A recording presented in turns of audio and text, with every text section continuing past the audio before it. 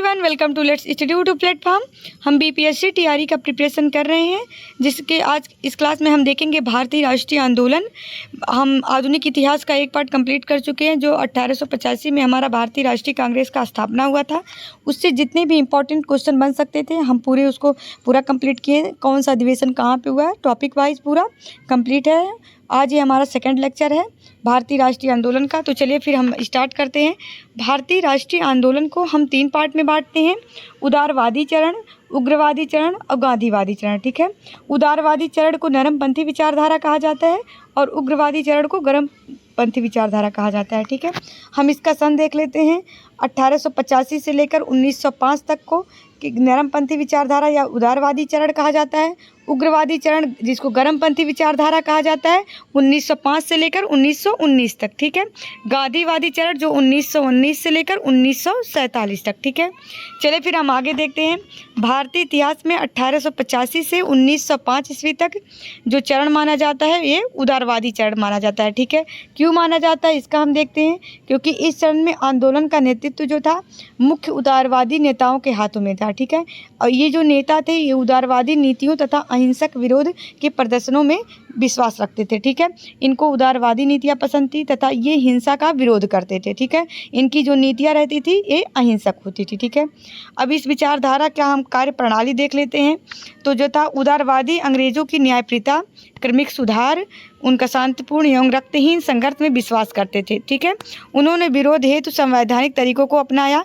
जो हमारे उदारवादी नेता थे उन्हें ब्रिटिश संसद पर पूर्ण विश्वास था। उनका शिकायत केवल भारत में वायसराय एवं उनकी काउंसिल के ब्रिटिश कानून के खिलाफ था। ठीक है, लेकिन तो उनका ब्रिटिश संसद के ऊपर पूरा विश्वास था। ठीक है, नरमपंथी आश्वस्त थे कि अंग्रेज को मूल उद्देश्य भारतीयों के प्रति न्यायपूर्ण होना। उनका मानना था कि याचिकाओं, प्रस्तावों, प्रतिनिधिमंडलों, पर्चे और बैठकों के माध्यम से जनता की मांगों और जनता के विचारों को अंग्रेजों के सामने पेश करने से उन्हें न्याय मिलेगा। ठीक है, इसको समझ में आ गया कि जो हमारे उदारवादी नेता थे ये मानते थे कि हम अपनी याचिकाओं से, प्रस्तावों से, प्रतिनिधियों मंडलों से, पर्चे और बैठकों के माध्यम से हम जनता की मांगों को पूरा करवा सकते हैं। ठीक है, उन्होंने 2 पद्धतियों को नियोजित किया था। इसको हम देख लेते तो एक मजबूत जन बनाकर राष्ट्रीय भाव को जगाना और इस तरह आम राजनीतिक सवालों पर उन्हें एकजुट करना। ठीक है, इनका था। दूसरा था ब्रिटिश सरकार को उनकी मांग की तर्ज पर सुधार लाने के लिए राजी करना था। ठीक है, कि जो जिस भी मांग पर उनको अपना राजी करवाना है उसके लिए वो ब्रिटिश सरकार को राजी करवाते थे। ठीक है, नरमपंथियों की जो विधि थी वो 3P के रूप में जाना जाता है। इससे याद कर लीजिएगा: प्रार्थना, याचिका और विरोध। ठीक है, तो प्रे, पेटिशन एंड प्रोटेस्ट। ठीक है, तो प्रार्थना, याचिका और विरोध, ये याद रखे रहिएगा। चलिए फिर हम आगे देखते हैं। उदारवादी अथवा नरमपंथी नेता कौन कौन थे ये भी इम्पोर्टेंट है, तो इसको भी याद करना जरूरी है। तो जो उदारवादी अथवा नरमपंथी नेता थे, दादा भाई नौरोजी, दीनशाह इवाचा, फिरोज शाह मेहता, सुरेंद्र नाथ बनर्जी, बदरुद्दीन तैयब जी। उसके बाद देखते हैं रमेश चंद्र दत्त, गोपाल कृष्ण गोखले, डॉक्टर रासबिहारी घोष, आनंद मोहन बसु, मनमोहन घोष। ठीक है, तो ये सब उदारवादी अथवा नरमपंथी नेता थे। ठीक है, अब हम देखते हैं। देखिए, एक हमारा क्या था, गरम दल के नेता जो 1905 से लेकर 1915 तक चले थे। तो ये गरम दल के जो नेता थे लाला लाजपत राय, बाल गंगाधर तिलक, विपिन चंद्र पाल, अरविंद घोष। ठीक है, अब देखिए इन तीनों को लाल बाल पाल के नाम से जाना जाता है। तो इससे भी क्वेश्चन बन सकता है कि लाल बाल पाल कौन थे। तो लाला लाजपत राय को लाल, बाल गंगाधर तिलक को पाल, विपिन चंद्र पाल को पाल। ठीक है, तो लाल बाल पाल के नाम से इन्हीं को जाना जाता है। ठीक है, चलिए हम देखते हैं नरमपंथी उदारवादी एवं गर्मपंथी जो उग्रवादी थे इनमें क्या अंतर था। ठीक है, तो इसको हम देख लेते हैं। तो जो नरमपंथी उदारवादी नेता थे, नरमपंथी भारत के लिए औपनिवेशिक प्रशासन में सुधार चाहते थे। ठीक है, जो गर्मपंथी थे ये स्वराज्य चाहते थे, ये अंग्रेजों पर विश्वास नहीं करते। ठीक है, जो गर्मपंथी जो उग्रवादी नेता थे ये अंग्रेजों पर विश्वास नहीं करते। ठीक है, नरमपंथी विचार के जो थे ये संवैधानिक तरीकों से, जैसे ये प्रार्थना, आवेदन, अपील के द्वारा ब्रिटिश सरकार से रियायत प्राप्त करना चाहते थे।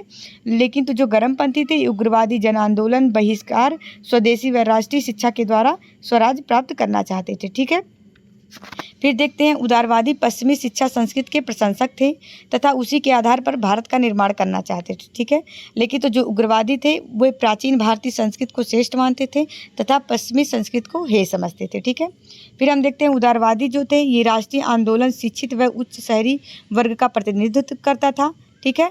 उदारवादी जो थे धर्मनिरपेक्षता के समर्थक थे, लेकिन तो जो उग्रवादी थे ये आंदोलन को मध्य व निम्न मध्यम वर्ग तथा सामान्य जनता तक ले जाना चाहते थे।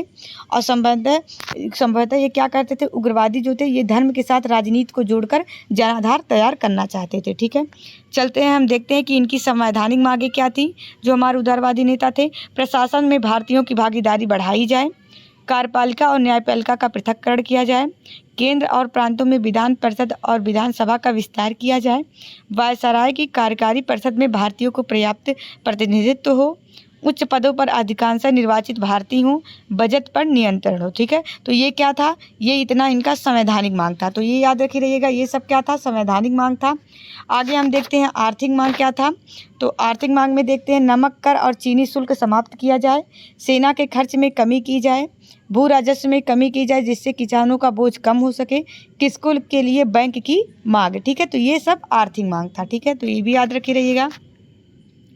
उसके बाद हम देखते हैं प्रशासनिक मांगें क्या थी। भारतीय सिविल जो परीक्षा होती थी इंग्लैंड और भारत में एक साथ आयोजित की जाए। ठीक है, तो देखिए सन 1878 में ब्रिटिश पार्लियामेंट द्वारा पारित 11वें अधिनियम के अनुसार किसी भारतीय नागरिक के लिए बिना लाइसेंस शस्त्र हथियार रखना और उसका व्यापार करना एक दंडनीय अपराध बन गया था। तो ये भी याद रखी रहिएगा। अब फिर प्रशासनिक मांगों में क्या था, स्थानीय निकायों को अधिक शक्ति दी जाए, प्राथमिक शिक्षा का प्रसार किया जाए। फिर देखिए 1878 के शस्त्र और लाइसेंस अधिनियम को निरसन हो, ये क्योंकि ये 1878 में एक ब्रिटिश पार्लियामेंट द्वारा ये पारित हो गया तो इसको निरस्त करने के लिए मांग किया गया। बागान श्रमिकों के काम करने की स्थिति में सुधार हो, विदेशों में भारतीय मजदूरों को अब बेहतर इलाज किया जाए। ठीक है, कल्याण पर जो हो वो व्यय में वृद्धि किया जाए। ठीक है, तो ये प्रशासनिक मांग था। नागरिक अधिकारों की मांग था, संघ बनाने का अधिकार, भाषण और अभिव्यक्ति की स्वतंत्र प्रेस का अधिकार। ठीक है, उदारवादी चरण की उपलब्धियां कुछ हैं, तो ये भी याद रखे रहिएगा। इन्होंने एक व्यापक राष्ट्रीय जागृति पैदा की जिससे सभी राष्ट्रवादी नेताओं को एक मंच पर लाने में ये सफल रहे। ठीक है, तो अभी हमने जब 1885 का जो पढ़ा था उसके द्वारा भी हम लोग देखें कि यहाँ से क्या राष्ट्रीय जागृति पैदा किया गया। 1886 में लोक सेवा आयोग की नियुक्ति हुई। 1892 को भारतीय परिषद अधिनियम पारित हुआ, ये भी याद रखी रहेगा। इन्होंने जनता के सामने अंग्रेजों के शोषणकारी स्वभाव को उजागर किया। ठीक है, इन्होंने उदारवाद, लोकतंत्र, धर्मनिरपेक्षता और राष्ट्रवाद के विचार को लोकप्रियता बनाया, लोगों को उसी तर्ज पर प्रशिक्षित किया। ठीक है, ये भी याद रखी रहिएगा। भारतीय व्यय पर बेल्वी आयोग का गठन हुआ। अब बेल्वी आयोग क्या होता है, बेल्वी आयोग भारत में फिजूल खर्ची की जांच के लिए ब्रिटिश सरकार द्वारा स्थापित एक समूह होता। ठीक है, तो ये भी याद रखी रहिएगा। भारत और इंग्लैंड में एक साथ परीक्षा आयोजित कराने के लिए हाउस ऑफ कॉमन्स में एक प्रस्ताव पारित किया गया था। ठीक है, उदारवादी चरण की आलोचना हम देख लेते हैं क्या क्या हुआ। प्रार्थना और याचिका पद्धति का उपयोग करने के लिए उनकी आलोचना की गई थी। ठीक है, कि जो ये लोग हैं उदारवादी लोग हैं, ये क्या करते हैं, प्रार्थना केवल प्रार्थना करते हैं और याचिका करते हैं, तो इनकी आलोचना की गई थी। भारतीय राष्ट्रीय आंदोलन के उदारवादी चरण में जन भागीदारी का अभाव था, इसमें केवल एक संकीर्ण सामाजिक आधार शामिल था, इसमें कम लोग शामिल थे। ठीक है, एक शिक्षित वर्ग का प्रभुत्व था और उस प्रकार पश्चिमी राजनीतिक प्रथाओं से विचार प्राप्त हुए थे। ठीक है, हालांकि भारतीय राष्ट्रीय आंदोलन का उदार चरण तत्काल लाभ लाने में विफल रहा, लेकिन उन्होंने जनता के बीच राष्ट्रवाद की भावना पैदा की और राष्ट्रीय आंदोलन को आगे बढ़ाने की नींव रखी। ठीक है, इतना समझ में आ गया। आगे हम देखते हैं तो जो हमारे जो उदारवादी नेता थे दादा भाई नौरोजी, ठीक है, इनके बारे में देख लेते हैं। इन्हें भारत का ग्रैंड ओल्ड मैन के रूप में जाना जाता है। ठीक है, तो इसको याद रखी रहिएगा, एग्जाम में इससे बहुत बार क्वेश्चन बना है कि ग्रैंड ओल्ड मैन किसको कहा जाता है, तो दादा भाई नौरोजी को कहा जाता है। ठीक है, फिर देखते हैं ये दादा भाई नौरोजी का, देखिए यहाँ पे इनका ये फिगर दिया गया है, इनको देख लीजिए। ठीक है, यह भारतीय राष्ट्रीय कांग्रेस के संस्थापक सदस्यों में से एक थे और इन्होंने कांग्रेस के 3 सत्रों की अध्यक्षता की थी। ठीक है, तो याद रखी रहिएगा जो दादा भाई नौरोजी थे इन्होंने 3 सत्रों की अध्यक्षता की थी। ठीक है, इन्होंने ड्रेन थ्योरी का तथ्य प्रस्तुत किया और अपनी पुस्तक poverty and un British rule in India में, तो देखिए इसका नाम भी ये एग्जाम में आया हुआ भी क्वेश्चन है कि poverty and un British rule in India में किसकी पुस्तक है, तो दादा भाई नौरोजी की पुस्तक है। इसमें भारत के ब्रिटिश शोषण की व्याख्या की गई है। 1892 में हाउस ऑफ कॉमन्स के लिए चुने जाने पर ये ब्रिटिश संसद सदस्य बनने वाले पहले एशियाई थे, तो ये भी याद करे रहिएगा कि ये जो थे दादा भाई नौरोजी थे, इनको हाउस ऑफ कॉमन्स में पहली बार चुना गया था। ठीक है, ब्रिटिश संसद के सदस्य बनने वाले ये पहले एशियाई थे, ठीक है, और 1892 में इनको चुना गया था, ठीक है। भारत की राष्ट्रीय आय की गणना प्रथम प्रयास दादा भाई नौरोजी ने ही किया था, ठीक है। 1867 से 68 के बीच में इन्होंने प्रति व्यक्ति आय, ये याद रखी रहेगा, 20 रुपये होने का अनुमान लगाया था, ठीक है। फिर हम देखते हैं जो हमारे दूसरे थे फिरोज शाह मेहता, ये भी उदारवादी नेता थे, ठीक है। इन्हें बॉम्बे का शेर कहा जाता था, ठीक है, तो ये भी याद रखे रहेगा, बॉम्बे का शेर किसको कहा जाता था, फिरोज शाह मेहता को। 1890 में इन्हें भारतीय राष्ट्रीय कांग्रेस के अध्यक्ष के रूप में चुना गया था। कब? 1890 में। बॉम्बे क्रॉनिकल एवं अंग्रेजी साप्ताहिक समाचार पत्र था, जिसे 1910 में उनके द्वारा शुरू किया गया था, ठीक है। तो बॉम्बे क्रॉनिकल वाला जो अंग्रेजी साप्ताहिक समाचार पत्र था, ये फिरोज शाह मेहता ही इसको जारी करते थे, ठीक है। कानून में उनकी सेवा के लिए उन्होंने अंग्रेज़ों ने नाइट की उपाधि दी थी, ठीक है। कानून में इनकी जो सेवा थी, इसके लिए अंग्रेज़ों ने इनको नाइट की उपाधि दी थी, ठीक है। आगे देखते हैं हम। अगले नेता हमारे हैं व्योमेश चंद्र बनर्जी। ये भारतीय राष्ट्रीय कांग्रेस के सह संस्थापकों में से एक थे और ये भारतीय बैरिस्टर थे। इनके बारे में याद रखिए रहेगा, ये भारतीय राष्ट्रीय कांग्रेस के पहले अध्यक्ष थे। यह ब्रिटिश हाउस ऑफ कॉमन्स का चुनाव लड़ने वाले पहली भारतीय थी, ठीक है। तो इनसे भी क्वेश्चन बन सकता है कि ब्रिटिश हाउस ऑफ कॉमन्स का चुनाव लड़ने वाले पहली भारतीय कौन थे, तो ये व्योमेश चंद्र बनर्जी थे, ठीक है। आगे हम देखते हैं सुरेंद्र नाथ बनर्जी। तो देखिए इनका चित्र यहाँ पे दिया गया, इनके बारे में हम पढ़ लेते हैं। एक मिनट, हाँ, तो सुरेंद्र नाथ बनर्जी, इन्हें राष्ट्रगुरु के नाम से जाना जाता है, इनका भी ये याद करेगा टैग। 1876 में इन्होंने राजनीतिक सुधार लाने के लिए इंडियन नेशनल एसोसिएशन की स्थापना की। तो याद रखे रहेगा, 1876 में इंडियन नेशनल एसोसिएशन की स्थापना इन्होंने ही किया था। इन्होंने द बंगाली नाम से एक अखबार शुरू किया। इन्होंने 1869 और 1871 में 2 बार भारतीय सिविल परीक्षा उत्तीर्ण की, तो ये भी याद रखी रहेगा। 1869 में इन्हें आय विवाद के कारण प्रतिबंधित कर दिया गया और 1871 में इन्हें नस्ली भेदभाव के कारण बर्खास्त कर दिया गया था, ठीक है। इन्होंने सविनय अवज्ञा आंदोलन का प्रस्ताव रखा था।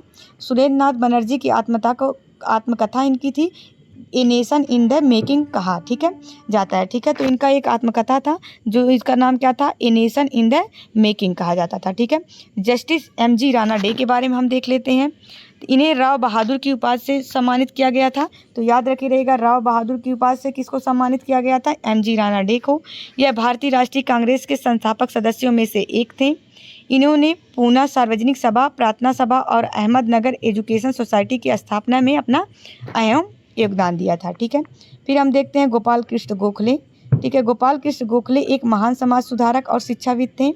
1905 में गोपाल कृष्ण गोखले ने सर्वेंट ऑफ इंडिया सोसाइटी की स्थापना की थी, ठीक है। तो ये भी याद रखे रहिएगा। यहाँ से हम देखते हैं तो 1905 में गोपाल कृष्ण गोखले ने सर्वेंट ऑफ इंडिया सोसाइटी, हमने बता दिया। गोपाल कृष्ण गोखले को महात्मा गांधी का राजनीतिक गुरु माना जाता है, ठीक है। तो ये भी इंपॉर्टेंट है, इससे भी क्वेश्चन बने हुए हैं, ठीक है। चलिए, जो हमारे NCERT में क्वेश्चन दिया गया है, हम इसको अब सॉल्व कर लेते हैं। इसमें हमारा पहला क्वेश्चन दिया गया है, भारतीय राष्ट्रीय आंदोलन के 1885 से 1905 की अवधि को कहा जाता है उदारवादी चरण, उग्रवादी चरण। तो अभी हमने देखा इसको क्या कहा जाता है, उदारवादी चरण कहा जाता है। ऑप्शन ए सही हो जाएगा। नेक्स्ट क्वेश्चन हम देखते हैं। नेक्स्ट क्वेश्चन हमारा दिया गया है, भारतीय राष्ट्रीय कांग्रेस की पहली बैठक किस शहर में हुई थी। तो इसको हमने याद कराया था, बकमई, बक से ब क मैं ई ब कैर, ठीक है। तो पहला बम्बई में, दूसरा कलकत्ता में, तीसरा मद्रास में, चौथा इलाहाबाद में, फिर बम्बई, फिर कलकत्ता, ठीक है। तो हमारा इसमें पहला पूछा है तो कहाँ पे हुआ था, बम्बई में हुआ था। ऑप्शन बी सही हो जाएगा, ठीक है। नेक्स्ट क्वेश्चन हम देखते हैं। भारतीय इतिहास में वर्ष 1885 ईस्वी प्रसिद्ध है। भारतीय राष्ट्रीय कांग्रेस की स्थापना के कारण, भारतीय राष्ट्रीय कांग्रेस के पतन के कारण, प्लासी के युद्ध के कारण, बक्सर युद्ध के कारण। तो ये किसके कारण प्रसिद्ध है, भारतीय इतिहास में ये भारतीय राष्ट्रीय कांग्रेस की स्थापना के कारण 1885 ईस्वी प्रसिद्ध है, ठीक है। नेक्स्ट क्वेश्चन देखते हैं हम। नेक्स्ट क्वेश्चन हमारा दिया गया, इसको देख लेते हैं। निम्नलिखित कांग्रेसी नेताओं में से किसको भारत का महान वृद्ध व्यक्ति कहा जाता है। तो दादा भाई नौरोजी को कहा जाता है, ठीक है, याद रखे रहिएगा। नेक्स्ट क्वेश्चन हम देखते हैं। नेक्स्ट क्वेश्चन हमारा दिया गया, इसको देखते हैं। निम्न में से कौन नरमपंथियों में से नहीं थे। उसके बाद हमारा गोखले दिया गया, बाल गंगाधर तिलक, RC दत्त, WC बनर्जी, ठीक है।